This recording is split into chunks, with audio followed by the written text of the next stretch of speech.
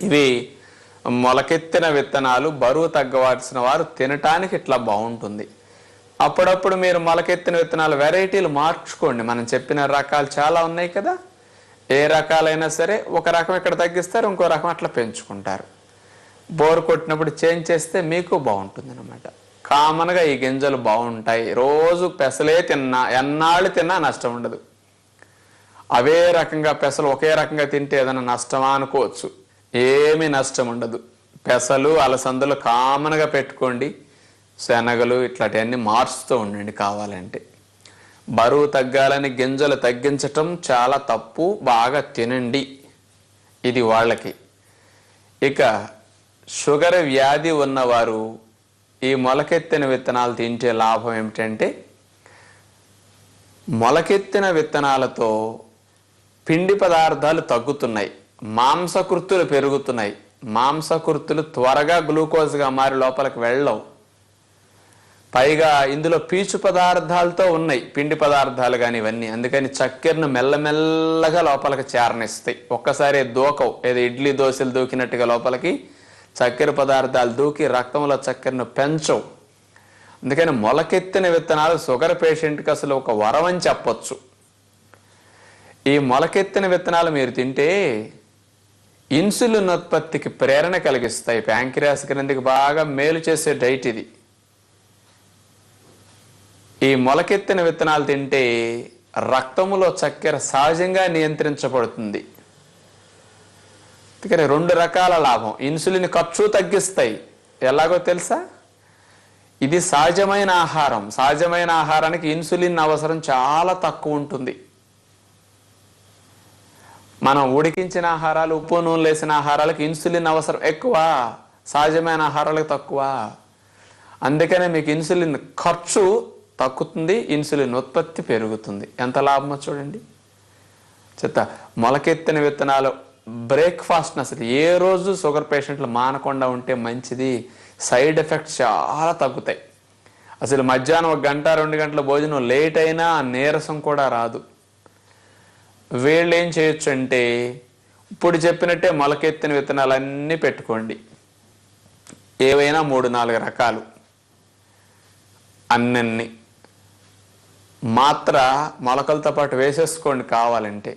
లేదండి రోజుకి 2 మాత్రలు లేదా 1 మాత్ర వేసుకుంటారంటే భోజనం అప్పుడు వాడుకోండి, మధ్యాహ్నం సాయంకాలం. మొలకలు అప్పుడు అక్కర్లా. కాస్త ఎక్కువ షుగర్ ఉండేవారికి 3 పూట్ల వేసుకునే అలవాటు ఉంటే మొలకలతో పాటు కూడా వేసుకోవచ్చు. కానీ కొంచెం సహజమైన ఆహారం కాబట్టి మెడిసిన్ డోస్ తక్కువ ఉంటే మంచిది. ఇక్కడ ఇడ్లీ దోశలకు వాడే డోస్ కంటే తక్కువ సరిపోతుంది. ఈ మొలకెత్తిన విత్తనాలని పెసలు, అలసందలు, మీకు తెలుసు కదా, రాగులు, సజ్జలు, గోధుమలు, శనగలు ఏవైనా పెట్టుకోండి. వీళ్ళకి కావాలంటే మెంతులు కూడా ఎవరైనా తింటారు కాబట్టి కావాలంటే అన్ని మెంతులు కూడా మొలకట్టుకుని వీటితో పాటు అన్ని పెట్టేసుకోండి. అది ఇంకా హెల్ప్ చేస్తుంది. ఇట్లాంటివి ఏవైనా 3-4 రకాలు బాగా అన్ని గింజలు పెట్టుకోండి. ఇవి ఎక్కువ తింటే చక్కెర పెరుగుతుంది అనుకోవద్దు. ఇవి సహజమైన చక్కెరలు, ఏమి హాని లేని విధంగా ఉంటాయి. అందుకని అట్లా మొలకలు పెట్టుకుని ఖర్జూరాలు వీళ్ళ పెట్టుకోకూడదు అసలు. ఏదన్నా తినాలంటే 1-2 ఖర్జూరాలు పెట్టుకోండి తప్ప అంతకంటే తినొద్దు. కొబ్బరి వేరుశెనగ పప్పులు వాడితే చాలా లిమిటెడ్గా కొంచెం వాడుకోండి. ఊరికే అన్ని పప్పులు, వేరుశెనగ పప్పులు, అంత కొబ్బరి ముక్కలు ఇవి ఎక్కువ పెట్టకూడదు. ఖర్జూరం పూర్తిగా మానాలి. ఈ మొలకెత్తిన విత్తనాలు ఖర్జూరం లేకుండా ఒట్టిగా తినటానికి వారి నోటికి హితవు కాకపోతే ఈ మొలకెత్తిన విత్తనాలని కాస్త దానిమ్మ గింజలు కలుపుకుని షుగర్ పేషెంట్స్ తినొచ్చు. అప్పుడు వాళ్ళకి తేలిగ్గా తినటానికి రుచిగా వెళ్ళిపోతాయి అన్నమాట. అట్లాంటి కాంబినేషన్ ఇవ్వండి. వాళ్ళు దానిమ్మ గింజలు షుగర్కి ఏమీ ఇబ్బంది కాదు. వాళ్ళు ఇలా పెట్టుకుంటే సరిపోతుంది. ఇక బాగా కష్టపడి పనిచేసేవారి విషయం ఆలోచిద్దాం. బరువులు పట్టాలి, బరువులు మొయ్యాలి, ఎక్కువ నడవాలి, ఎక్కువ స్ట్రెయిన్ అవ్వాలి వర్క్లో. ఏదో మేము ఫిజికల్ వర్క్ మాకు ఎక్కువ అండి ఉద్యోగ వ్యాపారాల్లో కూడా అనే వ్యక్తులకి అల్పాహారం ఎలా ఉండాలంటే 4 రకాల మొలకలు వీళ్ళకక్కర్లా, 2 రకాలు లేదా 3 రకాల మొలకలు కంపల్సరీ సరిపోతాయి. మీ ఇష్టం ఏ రకమైన పెట్టుకోండి. పెసలైతే కామన్, అలసందలు కామన్గా పెట్టుకోండి. ఇంకొక రకం అప్పుడప్పుడు మార్చుకోండి. అవి 2 లేదా 3 రకాలు పెట్టుకుని ఒక్కొక్క గుప్పుడు అవి తీసుకుంటారు. గుర్తుపెట్టుకోవాలి, ఈ మొలకల్లో పోషణ ఎక్కువ అన్నిటికంటే. అందుకని పోషకాహారాల కోసం అన్ని రకాలు అందటం కోసం మొలకలు తింటాం. ఇక్కడ పని ఎక్కువ చేసుకోవటానికి వీళ్ళకి మాంసకృతులు, కొవ్వు పదార్థాలు ఎక్కువ కావాలి. కనీసం కొవ్వు పదార్థాలు ఎక్కువ ఉన్నాయి వీళ్ళ తింటే, పిండి పదార్థాలు కూడా ఎక్కువ ఉన్నాయి తింటే వీళ్ళకి నీరసం అసలు రాదు. ఎన్ని గంటలైనా పని చేసుకోవచ్చు. మరి అలాంటివి ఏమిటి ఇక్కడ? వేరుశనగ పప్పులు రాత్రి నీళ్ళల్లో వేసుకుని ఉదయం పూట నానితే అన్ని వేరుశనగ పప్పులు అవి, లేదా పొలాన్ని పీకిన పచ్చివి రైతు బజార్లో దొరికితే అవి ఒలుసుకుంటే అన్ని. ఇవి గనక 2 గుప్పెళ్ళు 1 గుప్పెడున్నర అన్నా కనీసం పెట్టుకుంటే వీళ్ళకి ఎంత బలమో. ఇక మధ్యాహ్నం 2, 3 అయినా ఈలోపు ఎన్ని గంటలు ఎంత పార పని చేసినా కానీ నీరసం రాదు. ఇక 1 కొబ్బరి చెక్క కంపల్సరీ వీళ్ళకి. పచ్చి కొబ్బరి తురుమేసుకోండి.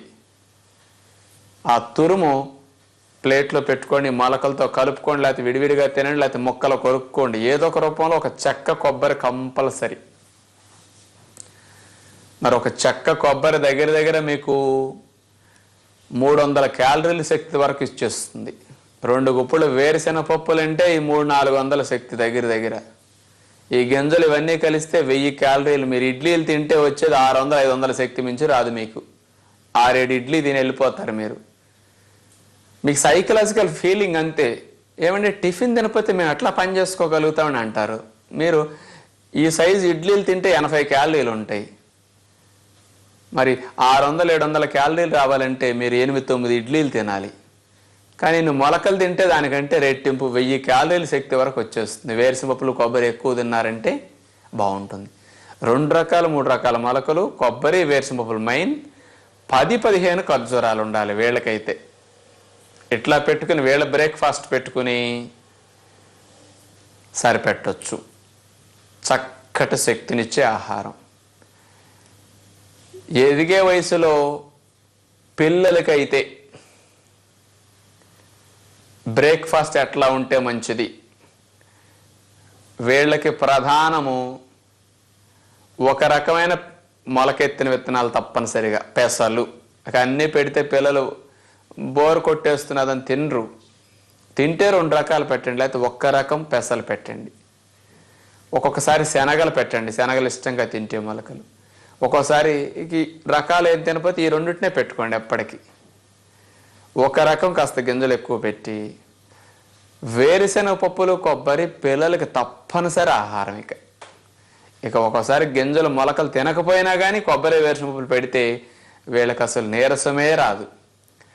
కొబ్బరి అంత లేతది తురుము పెట్టేసేయండి, స్పూన్ వేసి తినమంటే 10 నిమిషాల్లో తినేస్తారు. అన్ని వేరుశెనగ పప్పులు 10 నిమిషాల్లో తినేయచ్చు. అరగంటలో మంచి టిఫిన్ తినొచ్చు పిల్లలు. ఆ అరగంట కూడా తిండికి కేటాయించలేక చదివి ఏం చేస్తారు భవిష్యత్తులో చెప్పండి వీళ్ళు? అరగంట కూడా తినటానికి ఖాళీ పెట్టుకొని చదువు మన జీవితానికి ఎంతవరకు ఉపయోగపడగలుగుతుంది? అందుకని చదువు అవసరం, కానీ తిండి కూడా మానేసి చదువుకోవటం మంచి సంస్కారం కాదు. అందుకని పిల్లలు కంపల్సరీ ఇలాంటి టిఫిన్ పెట్టి 10 ఖర్జూరాలు 15 ఖర్జూరాల వరకు ఇవ్వండి. కొబ్బరి, వేరుశెనగ పప్పులు, 1 రకం పెసలు.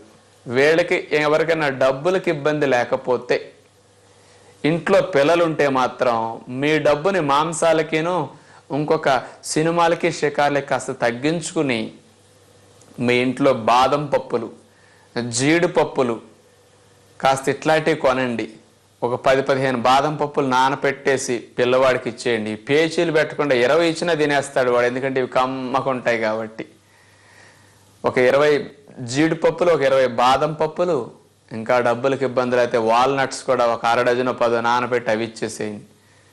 అవన్నీ ఈ మొలకలతో పాటు కలిపి తినేసేయమనండి.